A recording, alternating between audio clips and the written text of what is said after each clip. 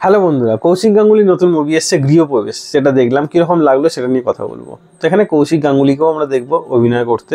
তো মুভির স্টোরি নিয়ে কথা বলবো, আর বলে দিই আমি মুভির কিন্তু পুরো স্টোরিটাই রিভিল করব। আমি কিছুটা স্টোরি জিস্টটা বলি, তারপর পুরো স্টোরিটা বলবো। তো মুভির একটা জিস্ট হচ্ছে, কৌশিক গাঙ্গুলির ছেলে সে বাইরে বাইরে ফটো তুলে বেড়ায়, মানে ফটোগ্রাফার, বিভিন্ন অনেক যুদ্ধেরও ছবি তোলে। তো ফাইনালি তার লাইফটা একটা রিস্কের মধ্যে দিয়ে থাকে, এবং সেখানে হয়তো কখনো টাওয়ার পাওয়া যায়, কখনো পাওয়া যায় না।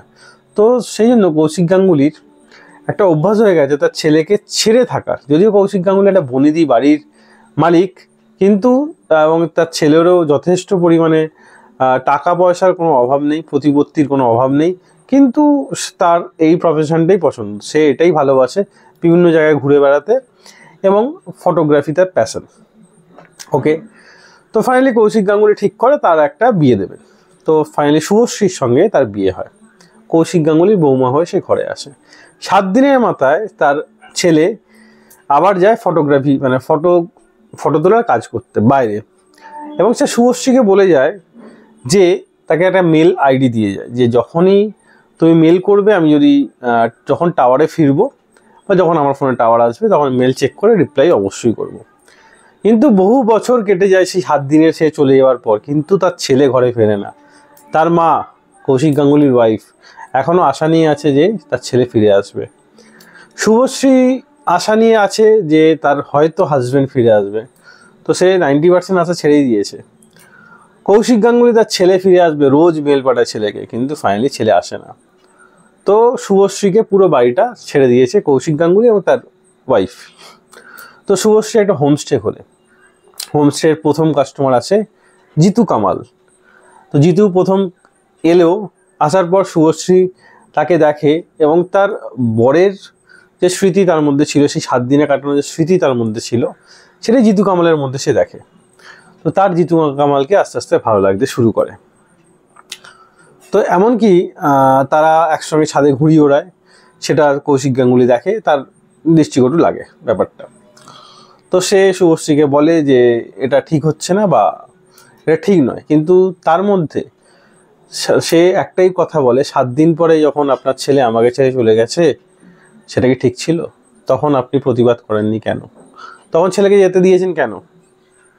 তখন কৌশিক গাঙ্গুলি বলে, ঠিক, তোমার কথায় পয়েন্ট আছে। তো ফাইনালি সে তার জিতুকে পছন্দ হয়। কিন্তু এই যে জিতু এখানে হোমস্টে এসছে, হোমস্টে এমনি আসে না, একটা বিশেষ উদ্দেশ্যে এসছে। কি বিশেষ উদ্দেশ্য সেটা জানার আগে যদি এতটা মানে ভিডিওটা দেখে থাকেন, মুভিটা দেখে নিন। আমি একদম লাস্ট আমি পুরোটা রিভিল করে দিচ্ছি। তো এরপর আর ভিডিও না দেখাই ভালো, কারণ পুরোটাই রিভিল করছি, আর ভালো লাগবে না পুরোটা শোনার পর, মুভিটা দেখতে ভালো লাগবে না। তো এখানে দেখানো হয়, তো জিতুকে সে প্রপোজ করবে ঠিক করে শুভশ্রী, যেহেতু সে মানে 7 দিন একটা হাজব্যান্ডকে, শুধুমাত্র 7 দিনের জন্য তার সঙ্গে বিয়ে হয়, কোনো রকম তার মধ্যে সম্পর্ক হয় না। তারপর তার মধ্যে একটা যে ভালো লাগা, ভালোবাসা ছিল, তার মধ্যে একটা চাহিদা ছিল, বা কেউ তাকে ভালোবাসবে, সেটা জিতুকে পেয়েছে। তো জিতুকে প্রপোজ করে বলে নিজের ঘরে সে ডাকে।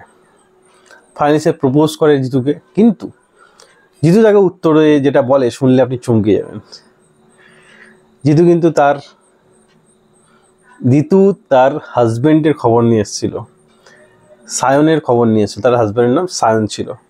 তো সায়নের খবর নিয়ে এসেছিল। সায়ন তার পার্টনার ছিল, হ্যাঁ, তার পার্টনার ছিল, সে মারা গেছে।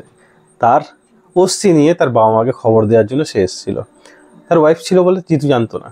তো ফাইনালি তাকে বলার পর শুভশ্রী ভেঙে পড়ে। তখন শুভশ্রী জিতুকে একটা কথাই বলে, তুমি আমার তো ভালোবাসার যোগ্য নয়, তুমি তো আমার সতীন, সতীনকে আমি ভালোবাসবো কী করে? তো ফাইনালি জিতু কোথায় যায় না, তার সঙ্গে সেখানে থেকে যায়। এবং শুভশ্রীর পুরনো একটা ভালোবাসা ছিল, যে সে পুরো বিয়ের আগে একজনকে ভালোবাসতো। তো সে বিদেশে চলে গেছিল, আর কখনো ফিরে আসেনি। সেকেন্ড যে কাস্টমার, সে কালী পুজোর পরে আসে তার বাড়িতে হোমস্টেতে। সেকেন্ড আসবে ওয়ান অ্যান্ড অনলি আবির চক্রবর্তী। তো আবির আসার পর, আবির ছিল তার প্রথম প্রেম, তার সঙ্গেই তার ফাইনালি মিলটা হলো। এই হচ্ছে মুভি স্টোরি। আমার মুভিটা খুব ভালো লেগেছে। কৌশিক গাঙ্গুলির হার্ট টাচিং একটা মুভি। আপনি যদি ইমোশনাল হন, হয়তো লাস্টে চোখ দিয়ে জলে বেরিয়ে যাবে। শুভশ্রীর জায়গায় নিজেকে দাঁড় করিয়ে।